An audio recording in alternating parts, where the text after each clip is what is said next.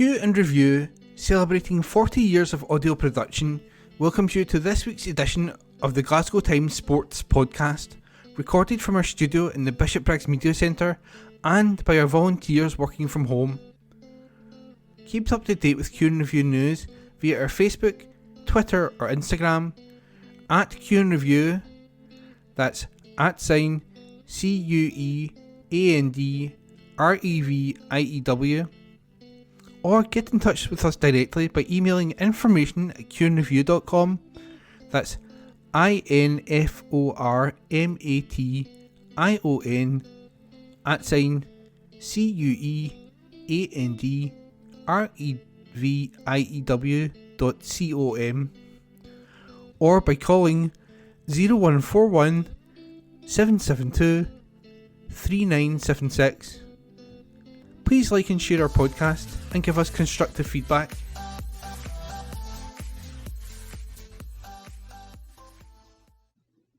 Evening Times Sport, February 20.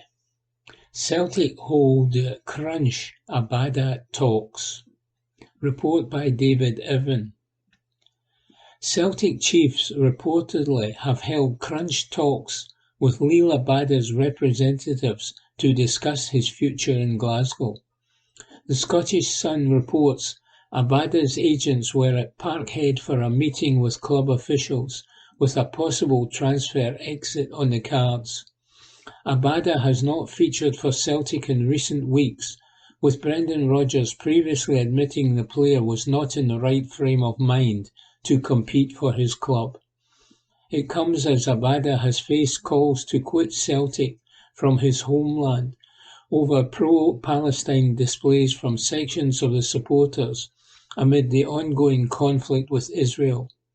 The report claims Abada is interested in a transfer exit from Celtic if possible, with the MLS a potential destination due to the transfer window in America remaining open. However, it is suggested a move could be difficult to facilitate due to complex designated player rules in the MLS league setup. Rodgers said of Abada after the draw with Kilmarnock, "In my job, how I've always managed players and how I've worked with players, I've always tried to do everything I can and will continue to do everything I can to get him on the pitch for Celtic because he's a very, very important player. There may come that time later down the line where that might not be the case, but I will always have that empathy for a player and support, and if that's not just enough, then, it's things I've done before, and whoever it is, I'll be there for them and take it from there. I look at him at 22 years old. I've got sons older than him, so I see him as a son, not just an employee of the club or a player in the team. If I had a son in that situation, what would I want someone to do for him in a foreign country and when he has challenges? But it's not just me. He has great support from everyone here. It's just a shame it's got to this stage, but let's see if we can turn it around." Report by David Irvin. Evening Times Sport, February 20. Dark times as municipal golf courses face the cut. Report by Nick Rodger. If you have ever worked from home, you will know that there are occasions when it can be about as mentally nourishing as a baby's rattle. I mean, that sentence that you've just read there was the laboured, unimaginative product of about 2 hours spent gazing forlornly at the blank screen of my laptop during a prolonged period of crippling inactivity. There are probably prison inmates who get more creative inspiration ticking off the days of their sentence with a shard of chalk on their cell wall than I do sitting hunched at my desk in the sitting room. In fact, my latest bout of inertia was so stifling, I half expected the actual laptop to break the weary silence and suddenly say, "Can you please do something, as this is getting dreadfully awkward?" It was like being on a bad date. As you can see, though, we got there in the end in another back-page column, which is supposed to inform and entertain the nation, but instead inflicts itself on the populace like a particularly violent strain of norovirus, awaits your consumption, or perhaps your condemnation.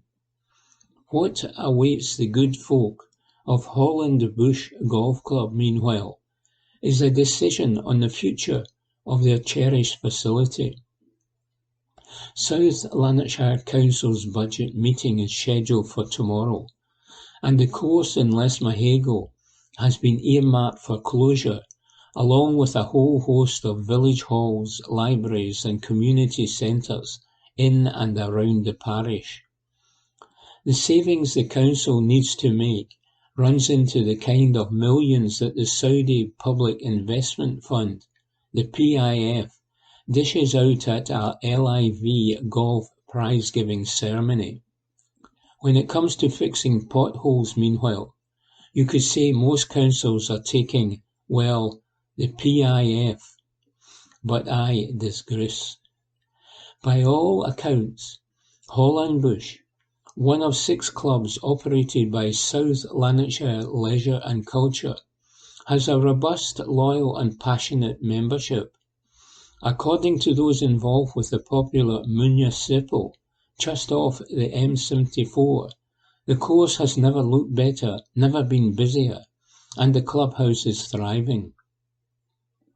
A recent post on the club's social media page called for the local community to bombard councillors in a rousing rallying cry that could have featured a bugle call and fixed bayonets, while a public consultation has generated considerable support for the retention of the facility ahead of the big meeting. Whether this call to arms has the desired effect remains to be seen. Filling vast financial black holes tends to be a ruthless old business. There will be plenty of folk out there who would probably sooner see a golf course sacrificed rather than, say, a library or a swimming pool. People have their own leisure preferences, after all. In this dire state, something, or indeed a few things, will have to give. Community hubs, whether for golfing, reading, duking, or simply blethering, suffer as a result. Not that long ago, when the devastation of COVID kicked in, the shadow of closure loomed large over Holland Bush, as it did with many clubs and courses throughout the game's cradle. When, however, golf became the pastime of the pandemic and enjoyed an unexpected but hugely welcome surge in popularity, it was given a new lease of life. Amid the clouds of COVID, there was a silver lining. Golf provided a welcome sanctuary during that wretched spell. It was a soothing retreat for body and mind. At a time when bodies and minds continued to be ravaged by rises in obesity, dependency and depression, the threat to any leisure facility, not just golfing ones, is always surely felt. We all know that some municipal courses have had a trying time in recent years. Once valued resources have withered on the vine, and many affordable, accessible routes into the game that Scotland gave to the world would have been locked up, fenced off and choked by the woods of neglect. The R&A bought Letham Hill, the old Council course on the south bank of Hogganfield Loch, and transformed it into a pioneering multi-million-pound come-all-ye family facility. But the R&A cannot buy every municipal course that's struggling. Now there's an idea, eh? Over in the east, there's talk that Caird Park in Dundee, once the busiest muni in Europe, and the place where Sandy Lyle's uncle, Walter was a pro back in the 1950s, could be set for the chop. Down in the south of the UK, I was reading that councillors are being asked if a 9-hole track in the seaside town of Torquay is the most appropriate use of space, after a series of wayward clatters and batters damaged the roof of the Grade 1 listed Spanish barn, which sits in front of the course. Funnily enough, I often curse and mutter to myself during a round of pitiful ineptitude that I couldn't hit the barn, let alone the barn door, with my driver. I wonder if I'd have more luck hitting the blooming barn roof with one of my woeful hoiks and howks. If the Torquay councillors get their way, I may not get the chance. What are the chances, meanwhile, of South Lanarkshire Council sparing Hollandbush? Well, all eyes will be on tomorrow's budget meeting and what decisions emerge from it. In competitive golf, everybody wants to make the cut. For all those who hold Hollandbush dear, though, this is one cut they hope to miss, says Nick Roger. Evening Times Sport, February 20. Outcast Sam Lammers set for summer transfer. Report by Mark Walker. Sam Lammers could be heading for a £2.5 million summer switch to 20 in Sheddy after they failed to sign him last year when he moved to Rangers instead. The Dutchman is on loan at Utrecht and has helped them to a club record 14-match unbeaten run, which included a weekend win at third place 20. 20 are 5 points clear in third, well ahead of Utrecht in ninth place, and seems set to reach Champions League qualifiers next season. And reports in the Netherlands have indicated they will try again to land at Lammers in the summer. 20 were in for him when he was at Atalanta, but he opted to move to Rangers instead in a £3.5 million move that turned into a disaster. The loan move to Utrecht does not include an option to buy, and 20 are in a far better financial position than Utrecht to sign the 26-year-old. Lammers was praised for his performance against 20 at the weekend by former NAC Breda star turned Dutch TV pundit Kees Loekje. He said, "Sam Lammers is very important for the team, not only for his goals, but also the way Utrecht want to play football. Lammers is simply a fantastic asset for Utrecht." Meanwhile, Michael Beale has been told that some coaches are not cut out to be managers. It comes less than 24 hours after the 43-year-old was dismissed by Sunderland. The Londoner lasted just 12 games in charge of the Championship club, having only been appointed by the Black Cats in mid-December. It's the second time he's lost his job this season, having previously been given his marching orders by Rangers.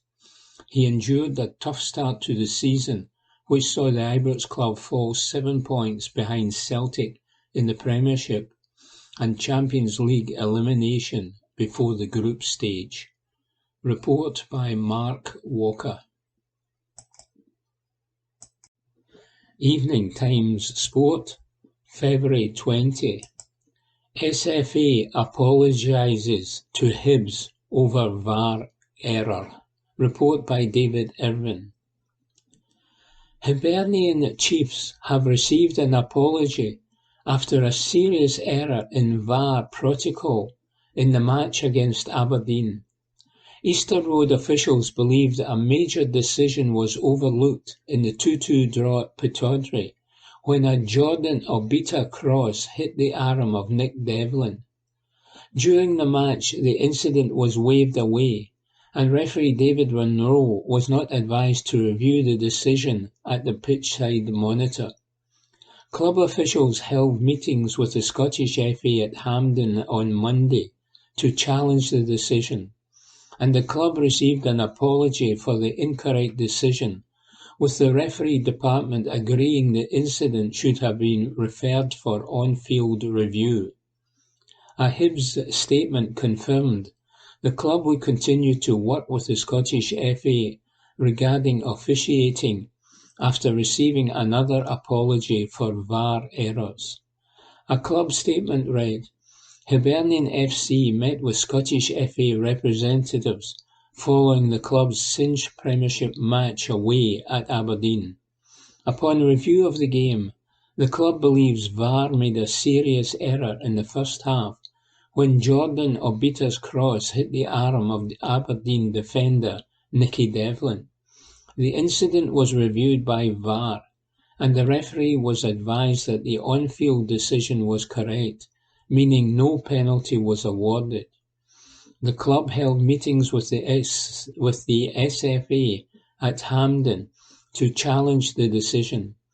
The governing body outlined that the referee department agreed that the incident should have been referred by VAR for on-field review, and therefore an error was made. This is not the first occasion where the club has received an apology for VAR errors, and the club will continue to work with the SFA regarding officiating in the Scottish game. Report by David Irvin.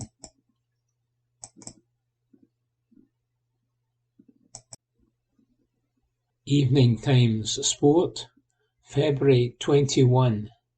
Mikey Johnson continues to score at West Brom. Report by Ewan Payton. Mikey Johnson last night continued to show his worth with a stunning goal for West Brom. The Republic of Ireland winger has scored twice in 5 games for the Championship side since joining on loan from Celtic. The 24-year-old made the decision to leave Parkhead on a temporary basis as he looked for more regular game time elsewhere. The Baggies stepped up to take him off Celtic's hands, and he's not looked back since his deadline day switch. He scored on his first start against Cardiff City last week, with former teammate David Turnbull in their ranks. Now he's added another special strike to his collection as West Brom romped to a 3-0 win at Plymouth last night. Johnson received the ball wide on the left. As he matched up to the fullback, he darted inside as he made his way to the box before managing to cut in again.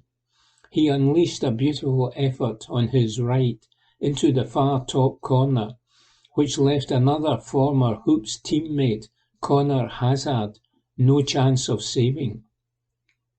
West Brom sit 5th in the Championship, comfortably inside the promotion playoff spots. Meanwhile, John Hartson has branded Celtic defender Alexandra Bernabe a disgrace after his failure to stop David Watson scoring for Kilmarnock in the weekend 1-1 draw at Parkhead. The drop points led to Rangers going top of the Scottish Premiership after their victory over St Johnstone. Barnaby was brought on as a substitute for Greg Taylor with 30 minutes left against Derek McInnes's men, and was unable to stop Watson from netting a stoppage time equaliser. And Hartson told Go Radio, Bernabe is a disgrace. He doesn't even challenge Watson for the goal. If you're a left back in that position, last minute, you're giving everything to stop a goal. That could cost Celtic the title. It doesn't mean enough. It's got to matter more. Report by Ewan Payton.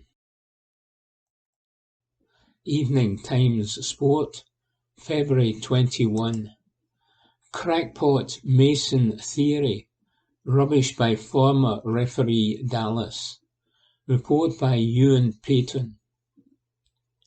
Hugh Dallas insists only crackpots believe the theory that he was a Mason. The former top referee insists he could not understand it when he watched a documentary claiming he was a Freemason. Dallas was one of Scotland's best referees until he retired in 2005. He officiated at 2 World Cups and was then kept on by the Scottish FA as its head of refereeing development for the next generation. As all referees do, he faced plenty of flack from supporters up and down the country. But that scrutiny escalated when it was claimed in a documentary that he was a Mason. The 66-year-old, who now works for the Turkish FA, is adamant this was not the case, insisting he's only once stepped foot in a Masonic hall, and that was to give blood. I watched a documentary on YouTube about me being a Mason, he told the Glasgow Podcast. Not that I respected him, but it was from a respected author and journalist. You could not make this up. Claiming I was Orange this, Masonic that. I've never even been in a Masonic hall. Oh, I tell a lie. I went in to give a pint of blood 1 year in shots. So where they get this information from, I don't know. Of course, you're using the word crackpots there. If there are enough of them watching them and listening, they believe that. That particular thing that I watched, wow, I remember taking legal advice on it. And my lawyer looked at it and said, leave it, don't even waste the money. I thought, right enough, that's probably the worst thing I've ever read, or the most bizarre, and the most untruthful. People will write things that you think are a bit harsh, but when you read things that are just untrue. Report by Ewan Payton. Evening Times Sport, February 21. Tom Lockyer recalls how his heart stopped for 2 minutes and 40 seconds. Luton captain Tom Lockyer said he literally died after his heart stopped for 2 minutes and 40 seconds during his harrowing on-pitch cardiac arrest. The 29-year-old Welshman, speaking at length for the first time since he collapsed in the 59th minute of the Hatters' abandoned Premier League game against Bournemouth on December 16, admitted it is out of his hands if he will ever play again. Lockyer was fitted with an implantable cardioverter defibrillator after he was hospitalised for 5 days. Reliving the incident, which rocked the football world, Lockyer, who also suffered a collapse during May's Championship playoff victory against Coventry, said, "It was just a normal day, and that was the most worrying thing, because I felt completely fine.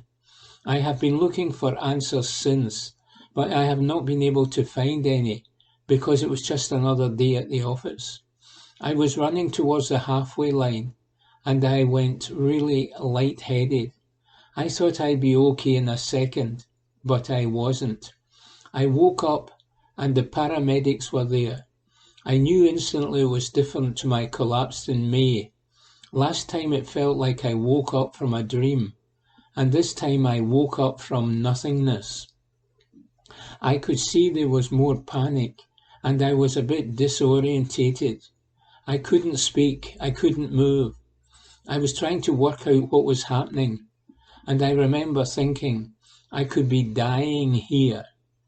It was a surreal thought to have, not being able to respond, and you can see the panic going on."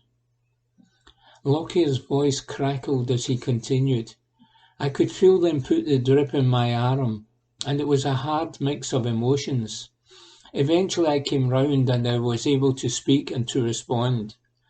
When I felt okay, it was then a relief I was alive. Following what happened in May, I have a recording device in my chest. and I was out for 2 minutes and 40 seconds. It was hardest on my family having to watch that. They had it worse than me. My old man was there at the match, and my girlfriend was 7 months pregnant at the time.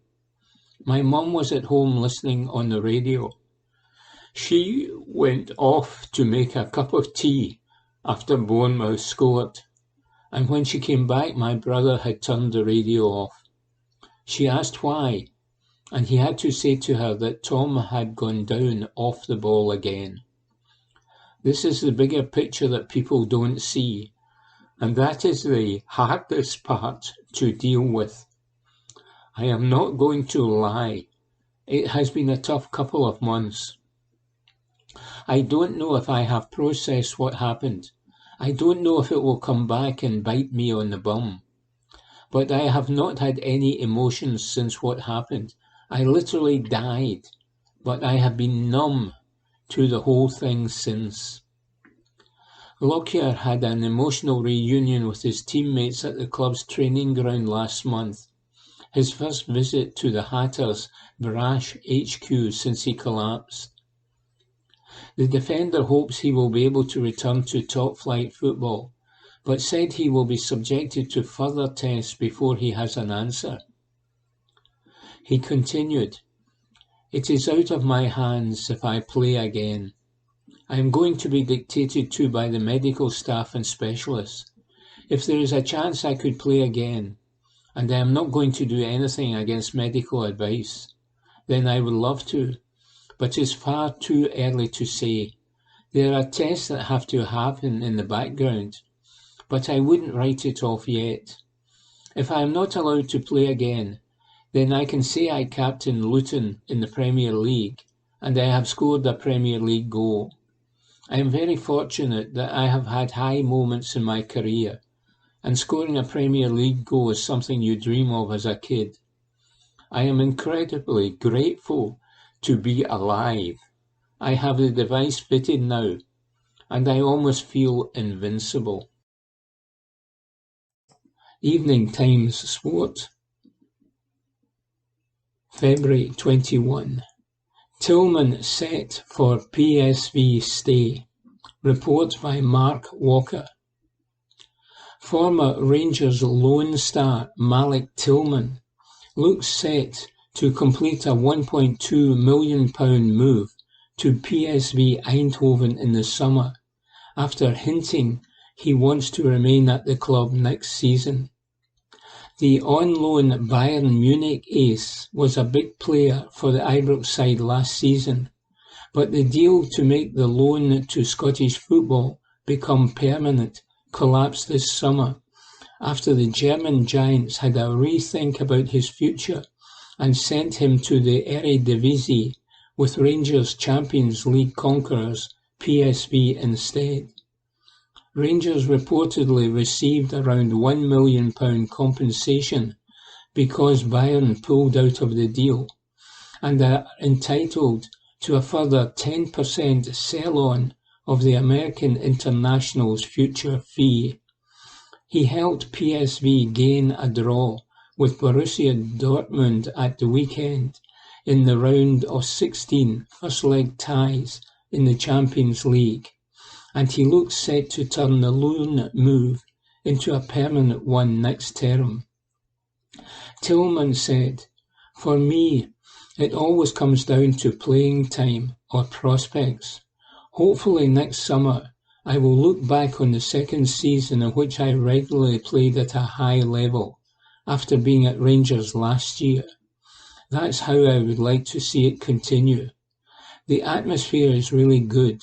We have grown really close as a team. Everyone has fun, the manager, the staff. We just like to play football, and you can see that in us. I also think we play very attractively. Peter Bosch has a precise plan, and we try to follow it.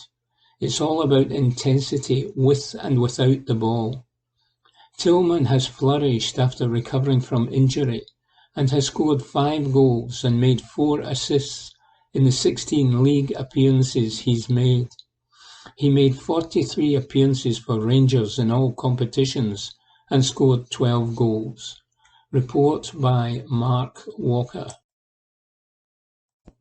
Evening Times Sport, February 22.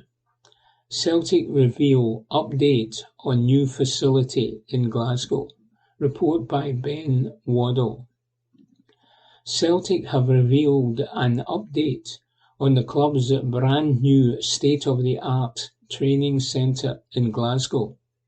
The club recently took to social media to announce that work has begun for the new centre at Barrowfield. The new world-class facility, which was once the training ground for the Lisbon Lions, will be the base for the women's first team, as well as both the boys' and girls' academies. Part of the multi-million-pound project, the new facility is aimed at developing Celtic stars of the future and aligning the club with the world's best. In a video on social media, the Glasgow side showed that work in the area is well underway. Chris McCart, head of academy at Celtic, said, "This is the biggest investment and development since Lennoxtown, and it's one which the academy is very excited about. It's going to be a boost for all of our young players coming through the club." Elina Sadiku, Celtic women's head coach, said she is excited about the new facility and continued, "It's going to be easier for me to sell this idea of how we want to be as a club, our vision, and help to achieve something. It's going to be incredible when it's done." The club revealed the new training centre will be open later this year. Report by Ben Waddle. Evening Times Sport, February 22. John McGinn backs calls to save Dalmuir Municipal Golf Course. Report by Ava White. Clydebank footballing sensation John McGinn has backed calls to save Western Bartonshire's only public golf course. Earlier this week, we reported that a petition had been launched in an effort to prevent Dalmuir Municipal Golf Course from being downsized or closed for good. It comes after golfers were issued a letter from Western Bartonshire Council, which owns the course, stating that it would be considering this move at its budget meeting next month due to rapidly reducing funds. The letter, seen by the Glasgow Times, goes on to add that the income Western Bartonshire Council receives, including its funding from the Scottish Government, is significantly lower than the cost of delivering its services. Sharing the petition on social media, the Aston Villa star said he was gutted to hear the news and added, "Please sign if you can." The petition was launched by Clydebank Overtown Golf Club, one of several that play at Dalmuir. In the last 24 hours, it has gathered more than 3,000 signatures. Masters caddy Craig Connolly has also backed the petition, saying, "Doesn't matter where you are from, if you've never played Dalmuir, do me a favour and sign this petition. It was only a few years ago that the course was thriving." Gary Smith, match secretary at Clydebank Overtown, said, "The response has been remarkable. It's unbelievable the amount of people who have not only shared it, but also signed it and left comments. The comments have been absolutely fantastic. To see guys like John McGinn and Craig Connolly, who are well known throughout the sporting world, comment on it is brilliant. That pushes it even further. I was reading some of the posts on X, and there were people from England and Wales who said they've played the course and loved it, and that it shouldn't be shut. I was hoping for just over 1,000 signatures so it could go to the council, but to get 3,000 and it's still climbing is unbelievable. The response has been remarkable, and if I could thank everyone individually, I would. Hopefully it's enough to try and persuade them at the council to keep the golf course open. The proposal to downsize or close Dalmuir is one of a range of money-saving options that will be presented to councillors at the budget meeting on March 6. It comes as the local authority works to plug its £17 million budget gap. A West Dunbartonshire Council spokesperson said, "A meeting of the council will take place next month to discuss the budget for the upcoming financial year. No financial and final decisions will be taken on any of the options presented until this meeting." Report by Eva White. Evening Times Sport, February 22. Motherwell announce Stuart Kettlewell contract extension. Report by Aidan MacDonald. Motherwell have confirmed that Stuart Kettlewell will remain a Fir Park boss after the summer, and also apologised for not communicating the news in a more efficient manner. The 39-year-old was appointed on a permanent basis last February and secured a 7th place finish after a good run of form. Kettlewell's deal at the time was described as lasting initially until 2024, which had left Motherwell fans wondering whether the former Ross County manager's deal was set to expire in the summer. However, club chiefs have now confirmed his contract has been extended until 2025. A club statement read, "Following a discussion at last night's AGM, the club wishes to clarify Stuart Kettlewell's contract position. The Motherwell manager was appointed back in February 2023, having won his 2 games in interim charge against St Mirren Hearts. Kettlewell then signed a contract to become the permanent manager. The deal ran initially until May 2024, but it was agreed, should Motherwell remain in the top flight, that deal would be extended 12 months until May 2025. We would like to apologise to both our fans and Stuart for not properly communicating the terms of the extension in May last year, and for the uncertainty this has clearly caused." Chairman Jim McMahon added, "Although during the 12 months of his time here there has been some highs and lows, we firmly believe that Stuart can take this group of players and the club forward." Report by Aidan MacDonald. Evening Times Sport, February 22. Tavernier dubbed best Rangers signing in modern history. Report by Stuart Wilson. James Tavernier has been branded a Rangers legend after his recent exploits. This is according to former Ibrox defender Alan Hutton, who insists that the Light Blues captain is the club's best modern-day signing. Tavernier recently scored a double as Rangers went top of the league against St Johnstone, and Hutton feels the Englishman's mentality has been a key to his success. Speaking to Football Insider, he said, "I think Tavernier has to be a Rangers legend for me. When you see the money that his move from Wigan cost, it was next to nothing. He's been there through thick and thin. Tavernier was in the lower leagues with them and came back up. His goals and assists, he's so robust and very rarely injured. He's won all the domestic trophies now, so I think you have to put him in that bracket. It's been an outstanding buy for Rangers, and his goals this season and that brace against St Johnstone prove it. In terms of value for money in their modern history, no one's done what he has. He's taken a lot of stick over the years, but he always takes it on the chin. It shows you the type of guy that he is. Report by Stuart Wilson. Evening Times Sport, February 23. Celtic legend hails keeper Joe Hart as £1 million bargain. Report by Ewan Payton. Joe Hart has been hailed as a £1 million bargain for Celtic.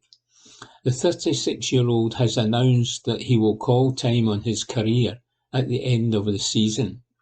The former England number one will end his time between the sticks after 3 years in Glasgow at the end of the present campaign. He joined as one of Ange Postecoglou's first signings in the summer of 2021 from Tottenham Hotspur, and Celtic great Pat Bonner reckons replacing him will be a very difficult task. He told the Scottish Sun, "It's good that Joe has ended any uncertainty over his future. He's a top professional and now wants to do all he can to make sure his final season here is another successful one with Celtic." Joe came to Scotland and settled a situation at the club that was very precarious. They brought in a keeper, Vasilis Barkas, who had cost big money, and it had not worked out. Celtic needed someone in that position who could provide stability, and Hart's done that very well over his period here. He's excelled at making big saves at the right time. I've a lot of time for him. He's been great value for what he cost. For his level of experience in the Premier League and Serie A, and for England, a fee of £1 million was a bargain. He is one of the leaders in the Celtic dressing room, along with Callum McGregor, and for that reason he will also be a big miss. I like the way Hart conducts himself and the way he speaks. On and off the pitch he's been a leader in every respect. Joe's been a great role model at Celtic, works hard, does all the right things. I'm sure he wants his final months at the club to be as successful as possible. Now Celtic have to find a replacement. And how do you fill such big boots? I'm not sure there's anybody coming through the system. I'm not convinced by the current backups. Celtic are going to have to go out and buy somebody, and it sure won't be easy to find a candidate of Hart's calibre. Report by Ewan Payton. Evening Times Sport, February 23. Celtic favourites to land Premier League keeper. Report by David Irvin. Celtic have been made the favourites to sign Liverpool keeper Kelleher after Joe Hart announced his decision to retire at the end of the season. Hart explained on Thursday, "I wanted to get the message out as of June I am going to stop playing football. This is something that I have thought about for a while. There's no right or wrong time, is there?" That leaves Brendan Rodgers with Benjamin Siegrist and Scott Bain as goalkeeping options after Hart retires. And it's expected Rodgers would look to sign a new first-choice keeper, with Liverpool goalkeeper Kelleher a possible candidate. The 25-year-old Kelleher has previously been linked with a move to Celtic amid growing speculation in the summer, with Rodgers credited with an active transfer interest. It was previously reported Kelleher, a regular member of the Ireland national team squad, would be interested in becoming Celtic number one for years to come. However, transfer interest in the summer from Premier League clubs was reportedly knocked back over fears Alisson could leave Liverpool. Kelleher is under contract at Anfield until 2026, but Gambling.com have made Celtic favourites to land the goalkeeper should he move on this summer.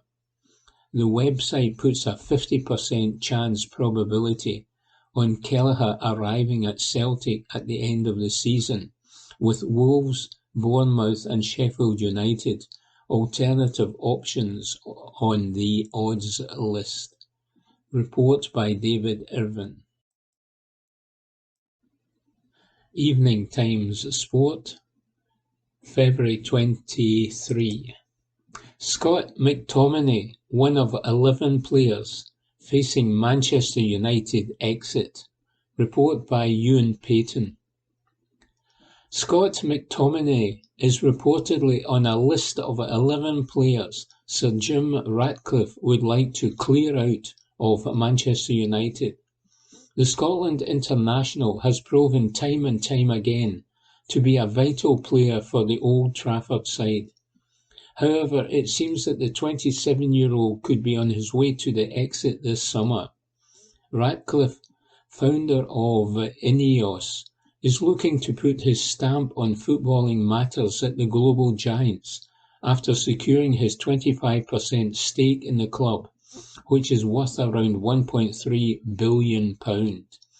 He wants United to hire Newcastle's Dan Ashworth as their first ever sporting director as part of a major shake-up to the football department. And MEN Sport claims that one of Ashworth's main tasks could be negotiating the departure of up to 11 players in the summer transfer window. McTominay, Rafael Varane, Casemiro, Aaron Wan-Bissaka, Harry Maguire, Christian Eriksen and Victor Lindelof may all need to find new clubs, it has been suggested. In addition, it's claimed that Jadon Sancho, Brandon Williams, Donny van de Beek and Facundo Pellistri, all currently out on loan, could also be moved on. McTominay has become one of the first names on the team sheet for Scotland under Steve Clarke. He will undoubtedly be on the plane to Germany for Euro 2024 this summer. So, if he performs on the big stage for his national team, then a big move could be in the offing as a result. Report by Ewan Payton. Evening Times Sport, February 23. Rangers to take on Benfica in Europa League. Report by Ewan Payton. Rangers have discovered their opponents for the last 16 of the Europa League. Philippe Clement's side automatically qualified for the next round of UEFA's secondary competition by topping their group with a dramatic 3-2 win over Real Betis in December. The Premiership leaders have been made to wait patiently since to find out who their next two games in the tournament would be against. But after the conclusion of the playoff round, featuring the group stage runners-up and those who dropped down from the Champions League, the draw has now been made. Rangers will take on Benfica in the last 16 of the Europa League. The first leg will be played in Lisbon on March 7, with the return leg in Glasgow a week later. The Ibrox club was seeded for the draw, so avoided the likes of Liverpool, West Ham, Brighton and Bayer Leverkusen. The unseeded teams were Roma, Sparta Prague, Marseille, Sporting Lisbon, Benfica, Freiburg, AC Milan, Qarabag. Rangers last played Benfica in the 2021 season. They featured in the same Europa League group, with Steven Gerrard still in charge. Both games ended in stalemate, with the first 2-2 at Ibrox and the second 3-3 in Lisbon.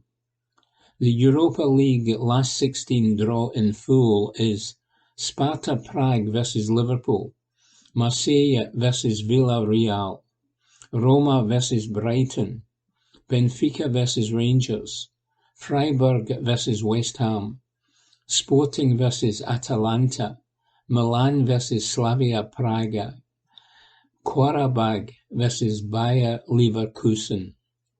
Report by Ewan Payton. From the Glasgow Times, Sunday, the 25th of February, from the sports section. Motherwell 1, Celtic 3. Instant reaction to the burning issues. Report by Graham McGarry. Adam Ida got Celtic out of jail as his second half double helped the champions to win 3 critical points against Motherwell at Fir Park. The hosts had taken a deserved lead into the interval after Blair Spittle's well-taken opener, with Celtic miles off the pace. But Ida's introduction swung the momentum of the match, and his header shortly after the interval drew Celtic level. It looked as though Motherwell fans would see the game out from there though, but their fans, who unveiled a banner before kick-off that read, "You are my cinema, I could watch you forever," had seen this movie before, and they must be heartily sick of it.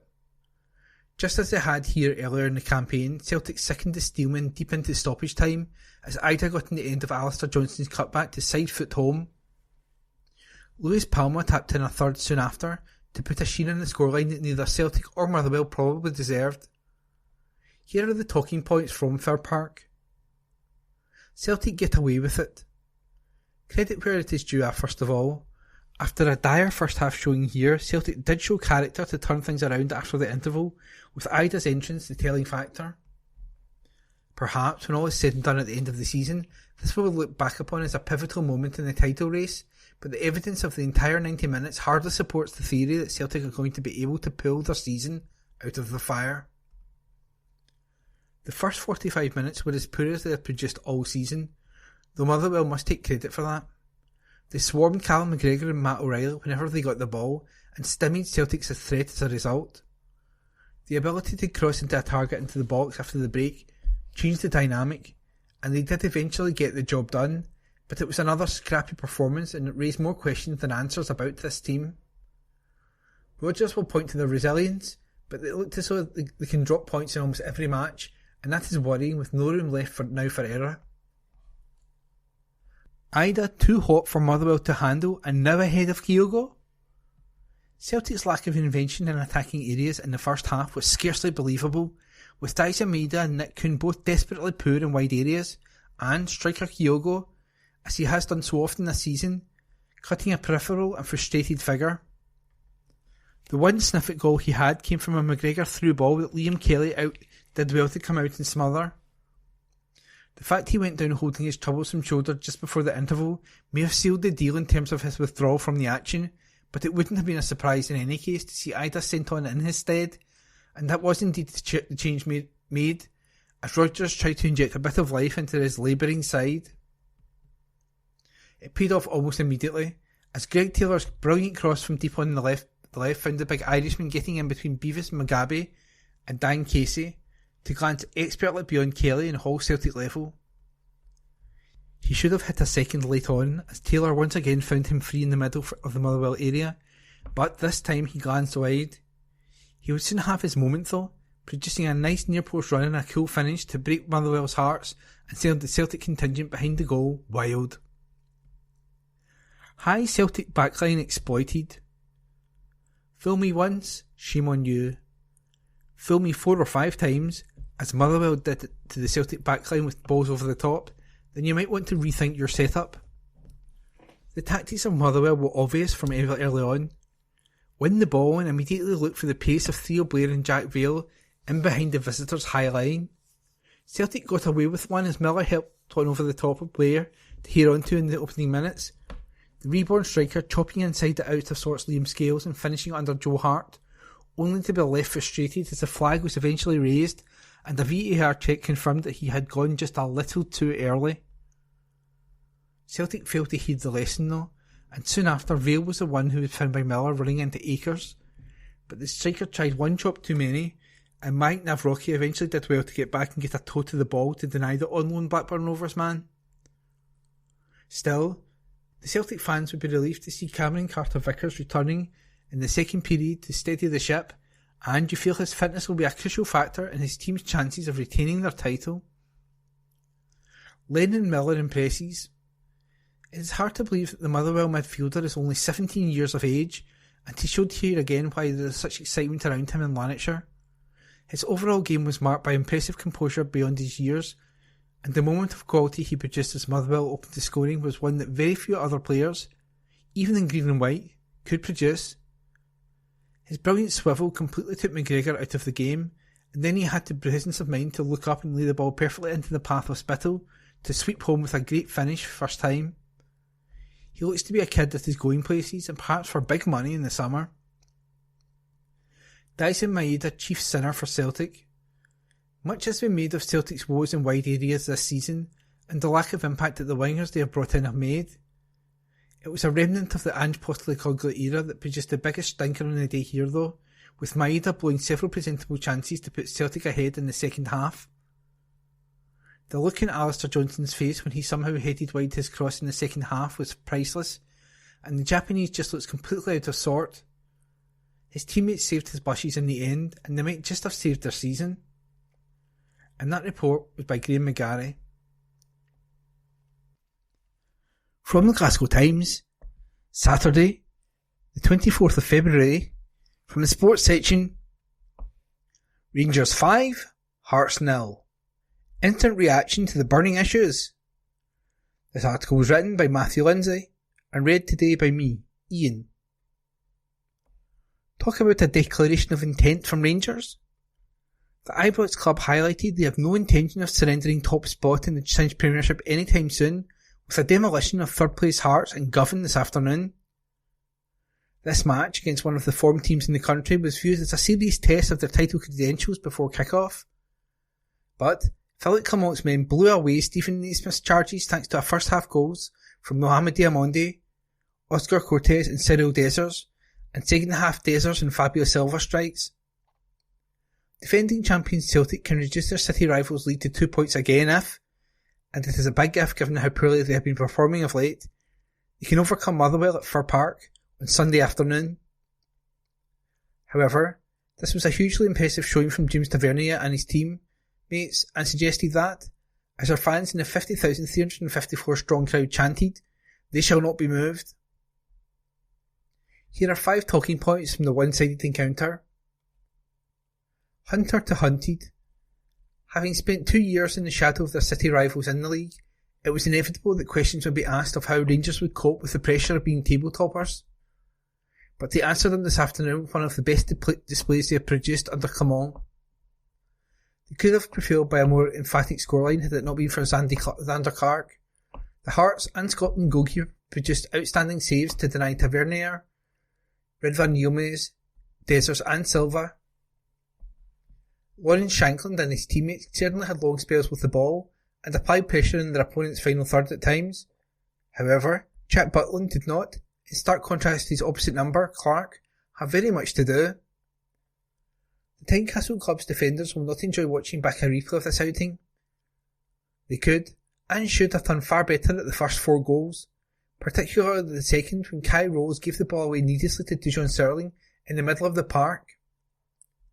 That said, no team will enjoy a trip to Govan between now and the end of the season. The Rangers supporters turned out in force today and created an intimidating atmosphere which Hearts failed to perform in. Diomande Geezer. Genuine striker Diomande opened his account for Rangers when he broke the deadlock in the first half of the Premiership game against St Johnstone at McDermott Park last Sunday. The former Norwich Jelland midfielder showed that was no freak occurrence today when he netted a goal that was a virtual carbon copy of his strike 6 days earlier after a little over a minute.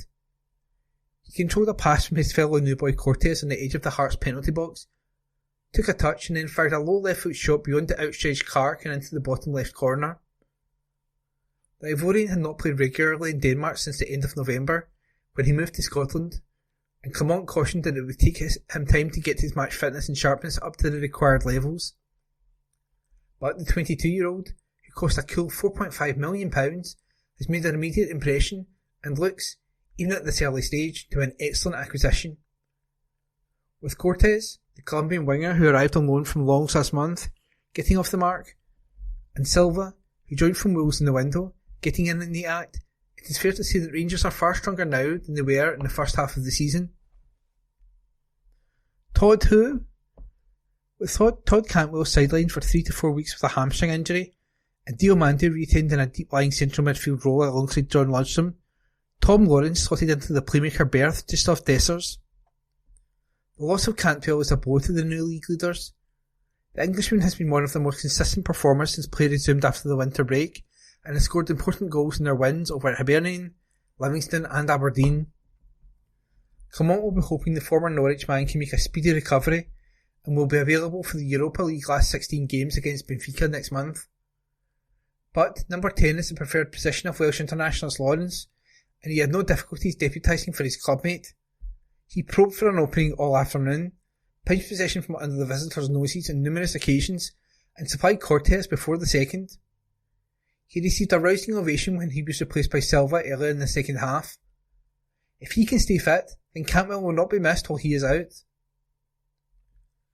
Dessers double. The big Nigerian striker, who took his tally for the 2023-24 campaign to 16 with his brace today, continues to confound his critics. Philip Sebo would have buried his second, but his first was delightful. He got on the edge of that inch-perfect diagonal delivery from John Souttar, and dinked a volley beyond Clark. He was a popular winner of the Man of the Match award. The £4.5 million summer signing has gone from being a figure of fun to a darling of the support. With Silva coming on and netting a peach, and Kemar Roof also making his return from injury, Clement has an abundance of firepower up front now.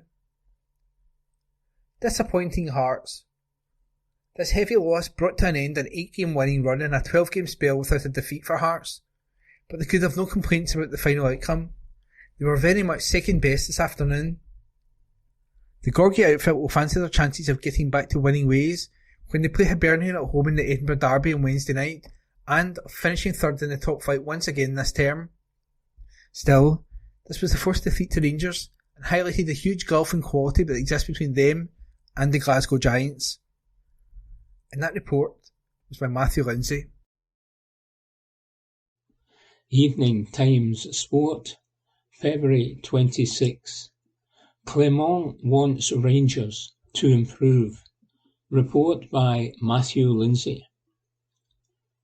Most football managers would be seriously satisfied if their team had just beaten the third best side in the country by 5 goals and gone 5 points clear of their nearest challengers at the top of the league table. But was Philippe Clement completely content with Rangers' mauling of Hearts at Ibrox on Saturday evening? Clement was certainly delighted that his charges, who had moved to the top of the Cinch Premiership for the first time in 2 years, 6 days, with a triumph over St Johnstone in Perth, had won such an important game in such an impressive fashion. However, as they celebrated together in the dressing room afterwards, the Belgian was not slow to point out aspects of the display which he had not been entirely happy with, and pinpoint areas where he thought they could improve. "We were just talking about it in there," said centre-half Connor Goldson, as he looked back on his 300th appearance for the Glasgow club. "We have not really enjoyed a game of football at home for quite a while." That was the perfect answer. But in the last 30 minutes it turned it into a bit of a basketball game. We were trying to score at every opportunity when we got the ball. I think we should have controlled the ball better. We gave away too many shots in the last half an hour of the game.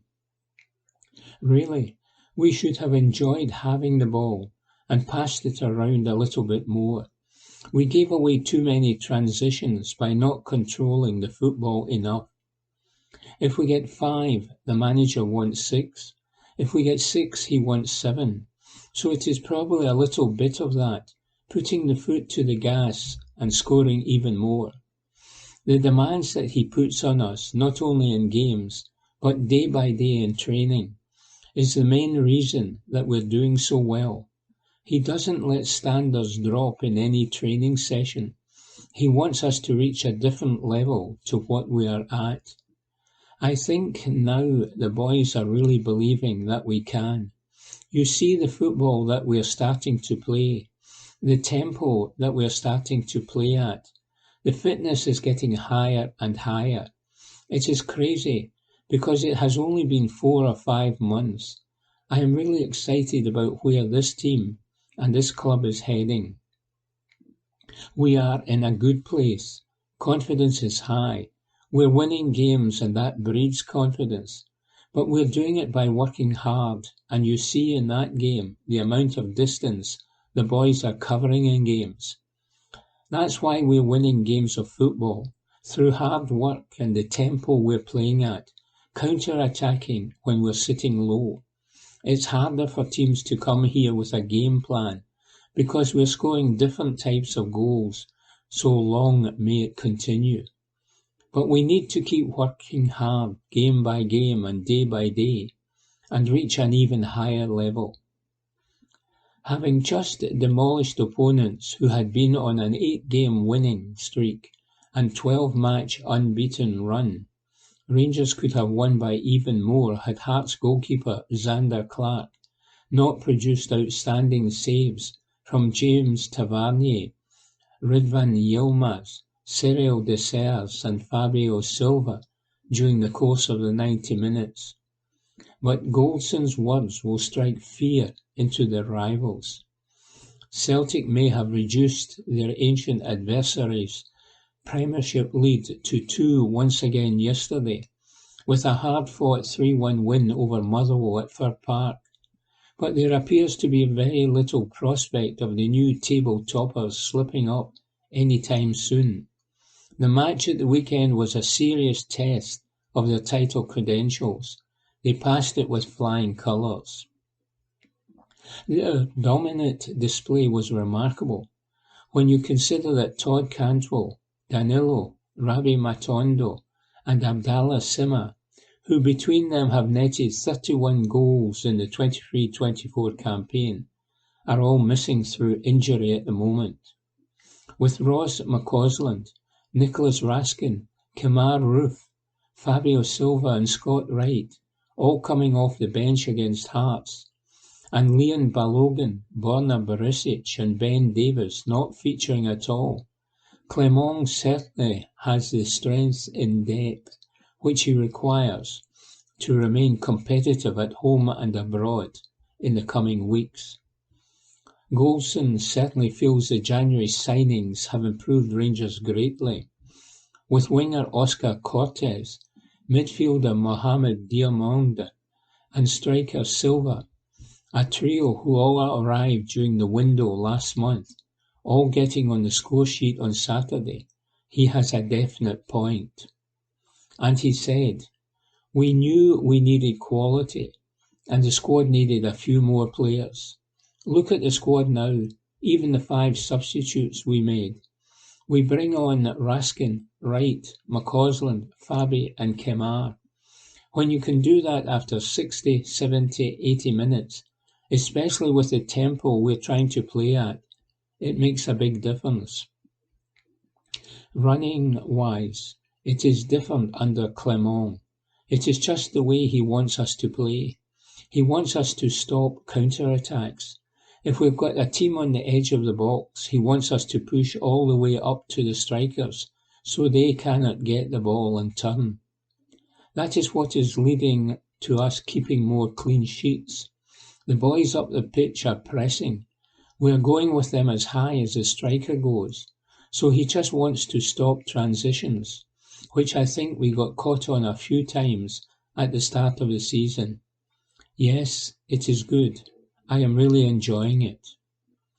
Beating 4th place Kilmarnock on their artificial pitch at Rugby Park on Wednesday night will not be straightforward for Rangers. They lost 1-0 down in Ayrshire on the opening day of the season back in August. The difference, though, between that team and this one is huge. They are looking more dangerous with every passing week, and there is no prospect of them growing complacent, with Clement driving them forward on a daily basis, says Matthew Lindsay. Evening Times Sport, February 26, Goal-scoring goalkeeper looking for new club. Report by Ewan Payton. He became an internet sensation with one kick of a ball. That's because it's not every day you see a goalkeeper scoring, nor playing as an outfield player. Alistair Adams scored a thunderous half-volley from 30 yards a little over 2 months ago for Arbroath, as he was the unlikely hero in helping the Championship strugglers secure a point at Raith Rovers. Now the 32-year-old is on the lookout for a new club after it appears he was let go by Jim McIntyre's side. He took to social media to confirm the news last night. He wrote, "Played 5, won 3, drawn 2, lost none. Clean record. 1 goal and a few unforgettable moments. Don't know what's next, but what I do know is I'm hungry and ready to work. Anyone wanting a goalkeeper, let's go." It's some record for a substitute goalkeeper whose tremendous goal went viral on various social media sites after the game on December 30. The humble backup cemented himself as Red Lichty's cult hero with the incredible strike, with the game finishing 2-2 at Starks Park. With all 3 outfield substitutes already on the pitch, McIntyre had no choice but to send Adams on up top when Aaron Steele pulled up injured. The towering keeper made his presence known as he ruffled more than a few feathers in the Rovers' backline. He unleashed an unstoppable strike from distance that gave Kevin Dabrowski no chance. After his stunning strike, he said at the time, "All the boys have come together. It's not just about me. We've got a thin squad and hopefully that will get rectified over the next few weeks. But all the boys have dug in since the new gaffer took over. He asked me if I was willing to go on and I said, of course, I'll go and help the team. When I went on, everyone in the stadium thought it was a joke, but one person did not. I'm confident in my abilities and I know I can play a bit. But obviously, I did not expect that. I just thought I'll have a go, and it was just instinctive. It was one of those situations where nobody is expecting anything from you. It's almost like playing football at the five-a-sides with your mates. I said to the gaffer as well, I'm not going to go on and just stand about and make myself look stupid. Report by Ewan Payton. Evening Times Sport, February 26. Joe Hart will miss Celtic pressure after retirement, says Rodgers. Report by Kenneth Ward. Brendan Rodgers insists Joe Hart has dealt with pressure all his life, as the Celtic manager looked to help the former England and Manchester City goalkeeper end his career on a high at Parkhead. The 36-year-old Hart announced last week his decision to retire at the end of the current campaign, despite enjoying a rich vein of form during a 10-match unbeaten streak, during which he had conceded only 4 goals. Asked if the decision to announce his retirement had taken the pressure off the veteran goalkeeper for the remainder of the season, Rodgers insisted the 75 times capped keeper is used to dealing with pressure, and he said, everyone seems to be retiring. When the pressure's not there, you want it. When it's there, you want a holiday. Listen, it's part of the game. If you can't handle pressure, especially at the biggest club, those are not the clubs for you. Go away, there's plenty of clubs for you where it's like a holiday. You play 1 game a week and there's no drama. If you draw a couple of games and win 8, you'll be held up there. But with the biggest clubs, that's part of the deal. Joe has dealt with pressure for most of his life. He just wants to finish on a high. Rodgers believes Hart remains focused on delivering for the club between now and the end of the season, and expects him to continue to work in the game after calling time on his playing days, pointing to a similar desire to end his career on a high note taken by a fellow England international when Rodgers was in charge at Liverpool. And he said, "I had the same thing with Jamie Carragher at Liverpool. He was 35 and arguably my best defender at the time, but he wanted to go out on top and had earmarked what he was going to do. He had a great career, and so has Joe.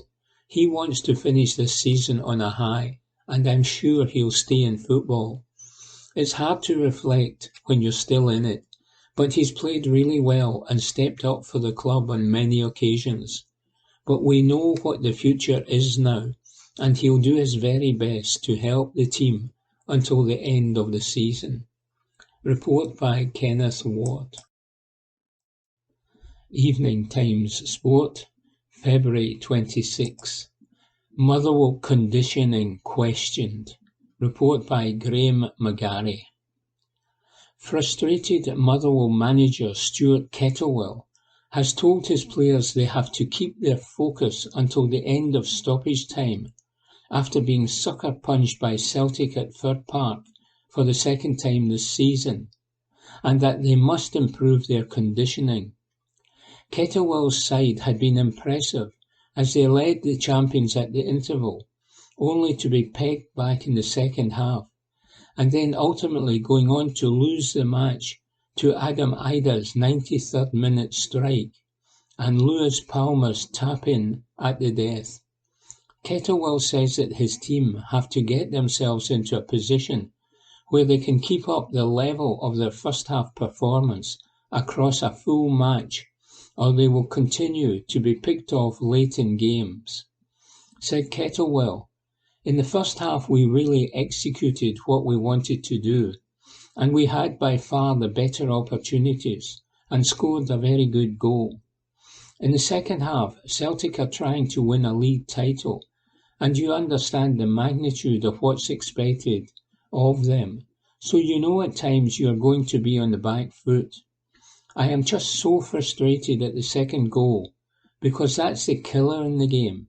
We're dealing with large parts of what their threat is.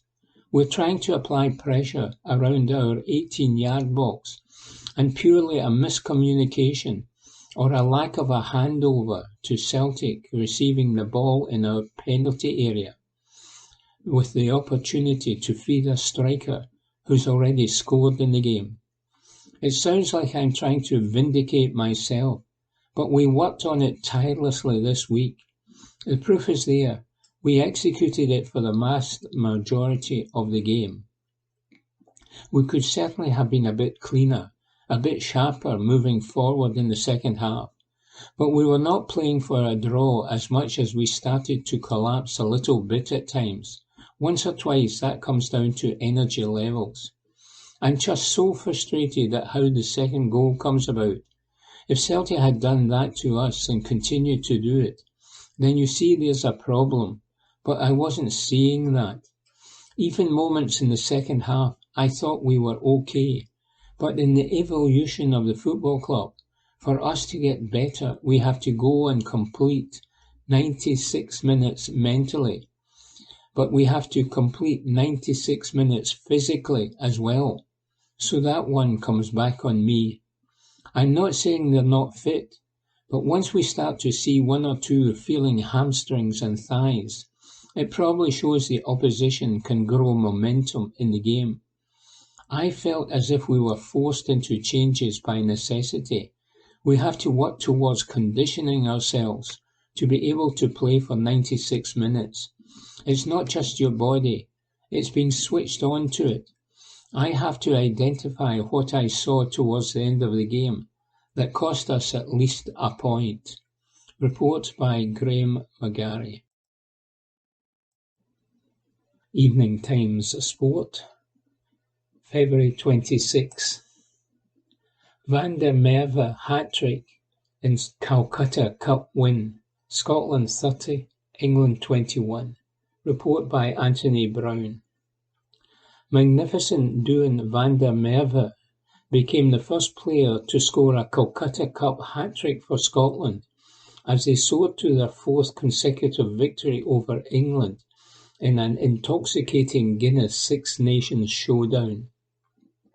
The jet-heeled wing, who scored a stunning double at Twickenham just over 12 months ago, had the home crowd in raptures as he produced a Murrayfield masterclass to inspire his team to a 30-21 victory and move to within one of Scotland's all-time record try-scorer, Stuart Hogg.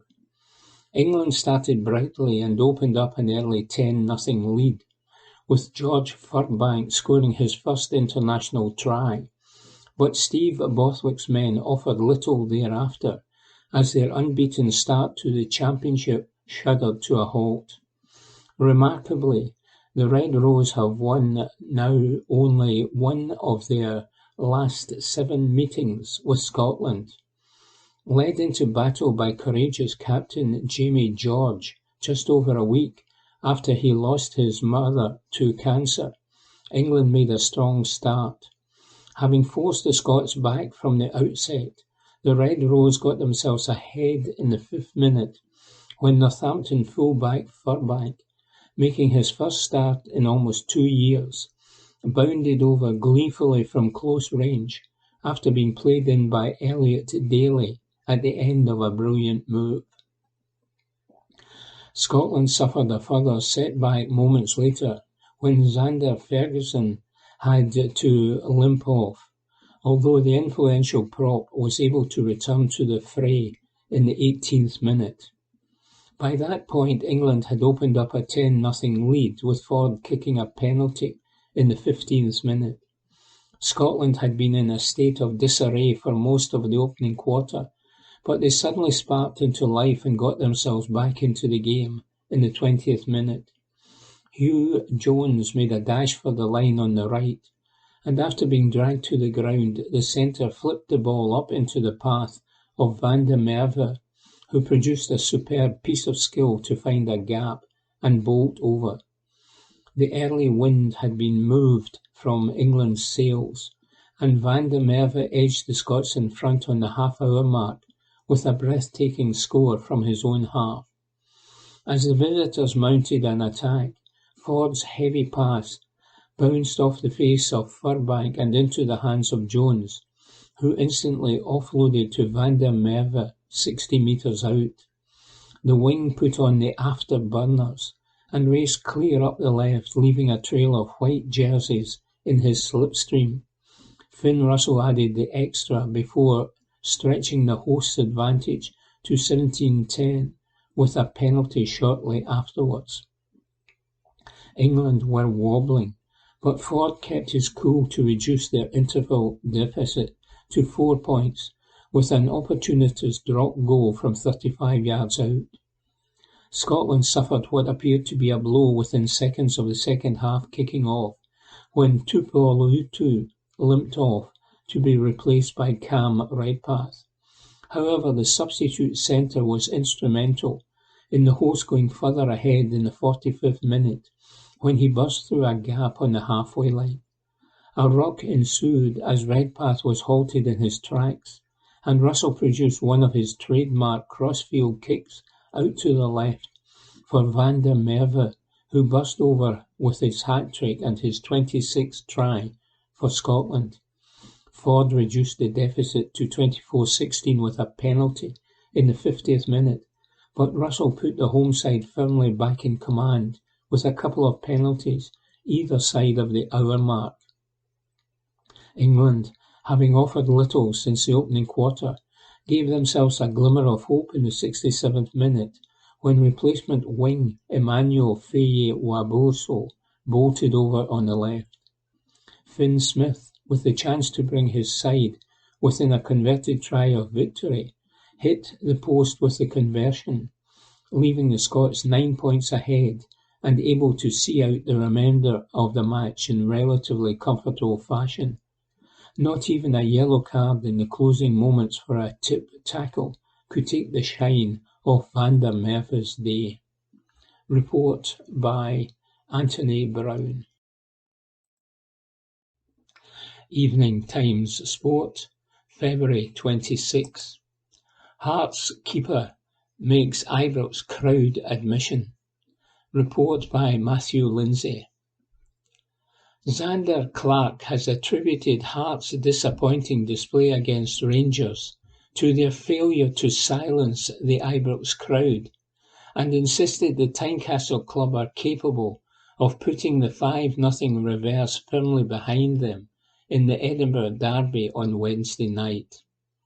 Clark and his teammates went into the Cinch Premiership fixture in Govan on Saturday on the back of an 8-game winning and 12-match unbeaten run, and were widely expected to give Philippe Clement's side a difficult afternoon. But Mohamed Diamonde broke the deadlock in the second minute, and the home supporters in the 50,354 strong attendance, on a huge high after watching their heroes move to the top of the table for the first time in 2 years, 6 days earlier, created an intimidating atmosphere for the visitors. Scotland keeper Clark, who denied James Tavernier, Ridwan Yilmaz, Cyril Desser and Fabio Silva with excellent saves during the course of the 90 minutes, admitted that falling behind so early had scuppered Hearts' game plan and reduced their hopes of getting a result. He said, "It's a tough one to take. We knew it would be a fast start from Rangers, being top of the league, but to lose a goal so early gives them an extra lift. We were backs against the wall from that point on. The manner of the goals we conceded are disappointing. It's not been like us. Listen, we knew the crowd would be right behind them after going top of the league, and with them playing the day before Celtic.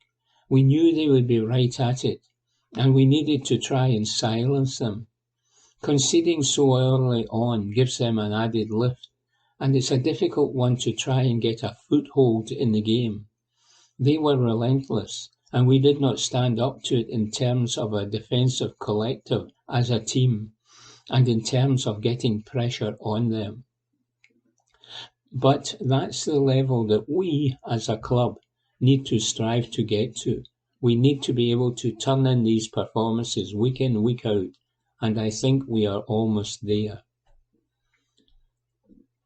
As a collective, we know how disappointing that was from us, but in the previous weeks we have shown we can compete with anyone in the league.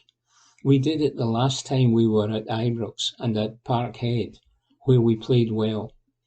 It is a bump in the road. We need to make sure we pick ourselves up and get back to what we have been doing. We need to make sure we bang at it on Wednesday. That concludes this week's edition of the Glasgow Times Sports Podcast.